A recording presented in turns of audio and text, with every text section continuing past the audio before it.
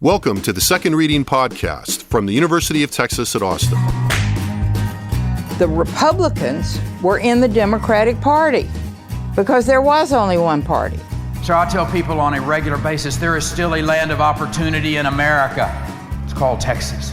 The problem is, these departures from the Constitution, they have become the norm. At what point must a female senator raise her hand or her voice to be recognized over the male colleagues in the room?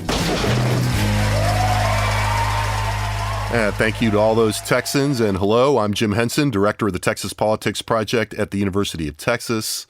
This is the first of our summer podcasts on politics and government in Texas. I'm joined this week by my colleague, Dr. Joshua Blank, manager of polling and research at the Texas Politics Project. Thanks for coming, Josh. Thanks for having me. Well, if you're watching Texas politics this week, you're focused on the conclusion of the Texas legislature, which just wrapped up its biennial session. Josh and I spend a lot of time watching this, doing polling for the Texas Politics Project, the UT Texas Tribune poll, and generally just because we're geeks about it. And so everybody, now that the legislature has wrapped up its business for now, there's talk of a special session coming, which we can touch on as we go through this. We're all thinking about what happened and where we arrived based on, based on where we started. If you go back to the beginning of the legislature, we're all talking about a handful of things that did, in fact, come up by and large. We were talking about the budget because we went into the session with less money than we had had for the last couple of sessions due to the drop in tax revenue in the state. We were talking about the crisis at Child Protective Services and in foster care. The headlines in the fall were dominated in the state periodically by this crisis in the child welfare system and the failure, really, of foster care and Child Protective Services to adequately take care of kids that were in their custody. We were talking about sanctuary cities, the practice of cities declining or declining to enforce federal immigration law or doing so on a limited basis. A lot of fights going on in the fall, and that came up in the national political climate.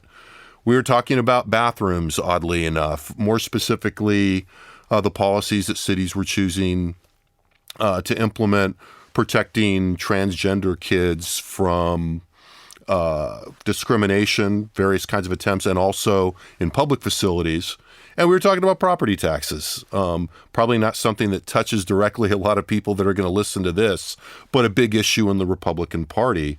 That was all on the agenda going in, and it did seem, Josh, like we got, for the most part, what we expected, at least in what was on the agenda. Yeah, I mean, if you think about it, it's not like 100% of the agenda is ever going to get covered, right? And so the issue ends up being at the end, well, what actually did get covered, what didn't, and then if it didn't actually get addressed, sort of the question becomes, why is this something that, and most of the time the answer is, well, it's going to take multiple sessions, is one obvious answer. And the other why is usually some sort of mixture of politics, and that's where a lot of people end up focusing on what didn't happen that people expected to have happen.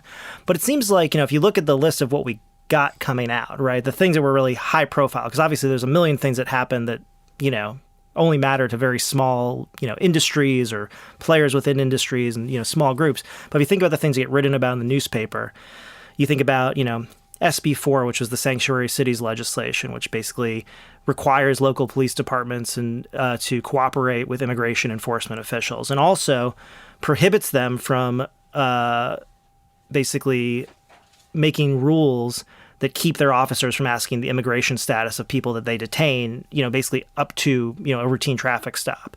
There were further abortion restrictions, which included requiring the burial of fetal remains from an abortion, a stillbirth, basically at any, sort of medical establishment, not at home, but anywhere else. And that was not something that we heard.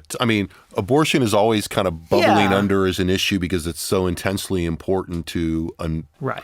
to a sector or a section of the population. We didn't hear a ton about that going on. No, it wasn't like we normally, in previous sessions, we knew going in, there's like these 3 or 4 things they were going to try to do. And it didn't really feel that way this session. If anything, the sort of early talk was pretty quiet. A lot of the early bills filed, around abortion were sort of so beyond the pale of possible that you just sort of thought, okay, well, nothing's going to happen. But then they passed the sort of fetal remains bill. They also passed a bill that outlaws, so-called dismemberment abortions, which is, sounds pretty awful. but is basically the most common practice of second trimester abortions. So they outlawed a method of abortion, which is sort of a big deal. I mean, it's definitely a big deal to some people. Yeah. I mean, actually, it's a big deal to a lot of people. It's a big deal in part because it's almost certainly going to be challenged in the courts and is pushing the boundaries of what's allowable. As is the Fetal Remains Bill. Yeah. So there was a voter ID bill because Texas's voter ID law was struck down, and then the laws that were put in place for the 2016 election were basically extended. But then on the sort of, what was added to it was a criminal penalty for basically people who said that they couldn't reasonably obtain an ID to vote and then presented an alternative form like a bank check, a bank statement, or a paycheck or a utility bill. If you're a registered voter and you said that you didn't have an ID and you used one of these alternative forms, but you actually have an ID, you can be sentenced up to 2 years in prison. So that was added to sort of what some would say was be to disincentivize people from using this route and basically keep the voter ID, the thrust and idea of the voter ID bill in place. There were other sort of things that were also, in addition to all these sort of high-profile things, there's also the budget, which is the most high-profile, the only, piece of legislation, the only thing they're required to pass. And given what you were saying at the beginning about the fiscal environment, it was a very conservative budget. In some respects, because it had to be, given that there was no opportunity or no likelihood of any new sources of revenue. But also, just in the particulars of the choices, sort of cuts to higher education, basically no increased spending on Medicaid due to, inflation, pretty conservative estimates about enrollment growth in public education, all things that everyone basically accepts means that when they come back in, 2019 for the next session, the first thing that they're going to have to do is basically come up with the money they're not putting into the budget this time. Right. And that's typical. There's always kind of a hangover. Right. And I was talking to a former appropriations chair in the final days of the session who was really kind of raising his eyebrows on one hand saying, sure, this always happens. There's always $1 billion or so that's there, that you have to cover when you come back. But this time it's guaranteed to be a lot more of that because of the way that they, kept the budget, where they wanted it to be without going into like the state's kind of the rainy day fund, as they call it, without getting into it, which is sort of the state's emergency savings account. Right. And then one of the other big issues that came out was sort of the fix to Child Protective Services, or CPS, which was a big issue going into the session. A lot of problems with CPS, children sleeping in offices, children, who were being reported as being endangered, not being seen within 24, 48, sometimes, hours, sometimes longer. And the fix was sort of an interesting one because it was sort of a mixture of, well, we're going to put more money in to, sort of, let's say, increase the pay of these people who have this kind of terrible job, try to hire new people. But what we're also going to do is we're going to bring in a bunch of outside groups. And not only are we going to bring in a bunch of outside groups to sort of help us implement this, we're also going to try to make it easier for religious organizations to engage in this process and basically give them exemptions to sort of fulfill their religious beliefs in helping this mission of CPS. Right. And that was also sort of an underlying theme of the session in terms of finding little places wherever possible to create protections for basically religious views, whether it be, lawyers taking on clients or, basically organizations helping children. They were looking for different places where, they could create sort of an exemption for religion. So the question, and these are the highest profile bills that were passed. These are the things that people were talking about, very openly, that were sort of interesting to the public. And so the question that's now bubbling around when you sort of look at that long list is, how conservative was this session? Was this session significantly more conservative than previous sessions? Was it less conservative? Or was it just actually, the optics of it in the sense that, the Senate under Lieutenant Governor Dan Patrick was so, both, more conservative than it has been historically, but also ruled much more, we'll say, efficiently. That's a nice word. Yeah, I'll say efficiently. That the session started and they were just passing conservative legislation, very easily right at the outset. The House takes a slower pace. They always do, right? And it's sort of the question became, is the House actually bottling these things up? Are they sort of being strategic about it and that, they don't want to bring up some really fractious issues early on in the session that's going to break up, consensus on other issues. But then at the end of the session it almost seemed like all these things just started rolling out and getting passed. And so the question becomes, again, was it that the session was just a conservative session? Was it the optics of it? Was it both? Yeah, I think I think the answer is probably both. I mean, I think I would frame it, it was a conservative session. There was almost a kind of what you might call a pent-up supply of conservatism out there. And that's kind of standard for Texas and standard for these legislative sessions, at least in the recent decades. There's always, a bunch of stuff that's there. There's always advocates for it.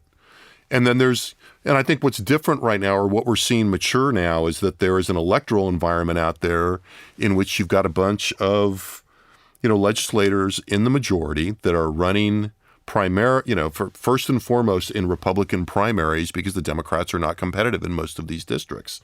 And so what you get is that in this particular circumstance, start with the fiscal situation and the budget, because there's not, quote unquote extra money, because the budget was tight and they went in knowing that there was going to have to be some cutting if they weren't going to increase spending. And when you say or increase revenue, and when I say the if, that if tells you a lot because they weren't going to do that. We know that right now the conservative baseline and the orientation in the state, which is time-honored and part of Texas history, is that there's reluctance to either raise taxes or find any other way of increasing revenue. And if you're not going to do that and revenue is down, there are going to be cuts and it's going to be a tight year. And to flesh that a little bit more, I mean, there's two things about that. One, it's not as though Democrats in Texas are running around saying, raise my taxes. Right. I always, like to say one of the things about being a liberal in Texas is you get to hold all the liberal positions and you don't pay taxes for them, right? They're free. And I think that's something that Texans actually, in a lot of, on average, kind of appreciate. But just to flesh out your point, I mean, that is sort of a key thing here, is that even conservatives want shiny things for their districts. Right. And when you don't have money and you can't deliver those shiny things, you have to deliver something else. Right. And the something else is a bunch of these other things that we talked about. And I think you raise a good point. I mean, you can go through that list. You did a good job of laying out, no matter what they did, certainly some of these provisions like the restrictions on abortion, those are straightforward conservative items aimed at a conservative audience. When you're increasing restrictions on abortion and seeking to make it, harder to obtain an abortion, making abortion more rare by restricting access, that's a conservative agenda item, and it's pretty unambiguous. But if you look at, other things like, the CPS example is a really good one. You take an item where there was really, I mean, you and I talked about this going into the session. It was one of the few areas where there was pretty much total consensus. And our friend, the writer Ross Ramsey at Texas Tribune, kind of put it early on. He's like, for God's sake, kids are dying. Right. Which was literally true. And so you're not going to get it's kind of hard to argue, well, we need to spend a little less money, Right. And even from our pointy-headed sciencey perspective, we're like, yeah, there's no point in asking about this because everybody is against kids dying. And we did anyway, and everybody, was for reforming CPS. To the extent that people had heard about it, they were overwhelmingly thought something needed to be done. But they found a way to make that consensus bill a vehicle for an item that is really on the conservative agenda in terms of putting religious organizations front and center in this, or and providing these additional protections that really plug into what cultural conservatives want. And just to flesh that out, you kind of laid it out. But what it means in practice, certainly the critics see it this way, and I think that even the defenders of it would say this, that you can't sort of keep religious organizations out of providing services, even if they are, likely to kind of incorporate kids into their religious beliefs, or reject some kids or change their behavior based on their religious beliefs. And that's something that has been in the conservative ether for a while. So, I mean, as we kind of work through this question, was it more conservative? It sounds like the answer is yes. And part of it is there's sort of at least three things going on here. One, it's sort of the natural pressures of the Republican primary electorate in a conservative state. Probably the budgetary pressures and the inability to sort of satisfy, constituent demands through spending, even for conservatives. Right. And probably three, the thing that we're probably giving a little bit short shrift to in some ways is, the lieutenant governor's sort of largely successful attempt to take the agenda sort of by the horns and use his power in let's say in the Senate and in a more conservative Senate to really drive a lot of this stuff. But here's another thing. Do you think the national environment also played a role in this? Well, I think it did in critical areas. And one of the things we haven't talked about that much this way is the sanctuary city issue, in which, I think the Trump administration moved pretty early on to respond to, its voter base in the same way that the Republican leadership in the state is responding to their voter base by engaging in a high visibility campaign against local officials who were not cooperating with federal immigration law by threatening, and whether he can actually do this or not will be another issue, but by threatening to withhold federal funds to cities that don't fully cooperate with federal immigration efforts. That's a good point. And it's something that I guess I haven't even thought about until now. I mean, for most of my life, I always find that it's really difficult to either follow both national politics and state politics closely at the same time. Right. Usually you can do one or the other really well, unless you just basically devote your whole day to it. You can follow both. But I mean, when you think about it, the Texas legislature comes after an election every year, right? So if you think about the legislature coming in 2017 is almost surely reacting to the environment of the 2016 presidential election in a way that touches people a lot more than any, House race, state House race, is going to touch your average voter. And if that's the issue in a Republican state that really, that Donald Trump really honed in on early, immigration writ large, and then, later sanctuary cities, the criminality of people who are not in the country legally, right?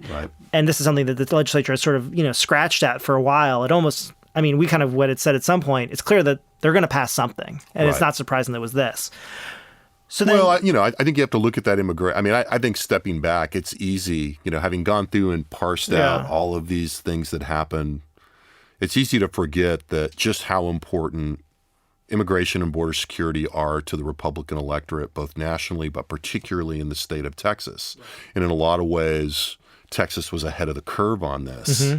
In turn, so in that sense, I've had some reporters ask, well, so did Trump kind of cause this? And it's kind of, in a lot of ways, it gets it backwards. Right. In that Trump tapped into something that Texas politicians, particularly Texas Republican politicians, have been tapping into for a while. And so I think when we look forward to what I expect to see in the 2018 primary elections, in which Republican legislators go back to their districts and want to take credit for the things that they've done, they're going to take credit for immigration, for the anti-sanctuary cities law that we discussed, and for holding the line on the border security budget. Right. In which, there were some talk about reducing spending, and in the end, they didn't reduce it. There was a big increase to some more than $800 billion for the biennium in 2015. There was some talk about saying, okay, we put a bunch of, we bought cars and stuff like that. Yeah, they have really cool Humvees and stuff. Yeah, maybe we don't need to spend as much this time, but they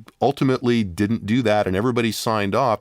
And that's an interesting moment. The argument for reducing it was, to go back to the national political situation, to expect that a Republican-led Congress and Donald Trump, who campaigned on building a wall, would basically respond finally to all the criticism out of Texas for the last decade that the federal government was failing on the border.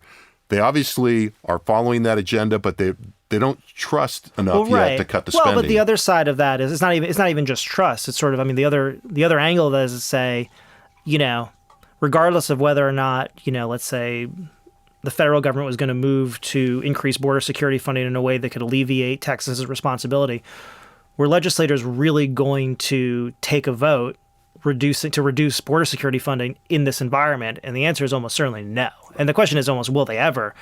So here's one more thing about this session then. If we sort of look at this sort of long list of conservative legislation, we say this was a pretty, certainly a lot of conservative legislation came out of this legislature. And yet, what we're almost consistently talking about are the two things that weren't passed. That didn't happen. Right, that didn't happen, right? One is, basically regulating which bathrooms transgender Texans must use. Let's just acknowledge how hard it is to describe that. It's very hard. It's very hard to describe and very hard to pull that. And the other one was basically some semblance of what we call property tax reform, not to be confused with property tax reduction, because the legislature does not control your property taxes. So there's sort of all these, various, Rube Goldberg kind of legislative contraptions to try to claim some sort of effect on your property taxes. And neither of these two things passed. In a lot of ways, as we sit here in between the end of the legislative session, and we're waiting for, almost surely an announcement of when a special session is going to come from the governor. The question is, are both of these items going to be on? Is one of these items going to be on it? Are none of these items going to be on it? It's possible that neither of them will be on it. They have to backfill on this a little bit.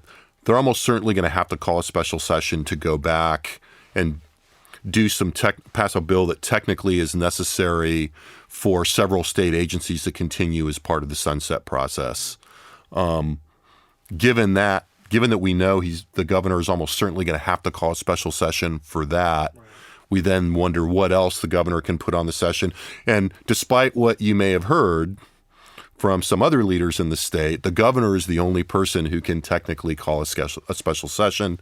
If you read the newspapers on this, and if you start following the news because you're in the class, what you'll wind up finding out is that there's a lot of pressure on the governor by the lieutenant governor to call a session, and the governor's been pretty quick to reassert his authority and remind the lieutenant governor and everyone else that he's the only one that has the constitutional power to call the special session. So I'm sure we'll have a lot of time to talk about this issue again in the coming weeks. But is this focus on, given this long list of accomplishments that conservative legislators can take back for their Republican primary, audience in the 2018 elections, is this list of these two other items, is this really, about the fact that the legislature, didn't fulfill its conservative obligation, or is this more about internal politics? Yeah, it feels more about internal politics between different factions of the Republican Party, in particular between the leadership, between the governor, the lieutenant governor, to a lesser extent, frankly, the Speaker of the House. But I think we have to put an asterisk on that, and we'll have a poll in the field very soon, and we'll find out whether some of the attitudes that we found early in the session that suggested to us that, in fact, regulating bathroom access was not particularly important even to a big chunk of Republicans. It was important to a narrow band, particularly evangelicals. But for the most part, people weren't hankering for it. I think we think people are still kind of making up their mind what they think about the issue overall. Property taxes were more important to them. At the same time, there's some risk for the Republican Party on this, because if property taxes are the focus of a special session, but you're not actually lowering property taxes, it's tricky.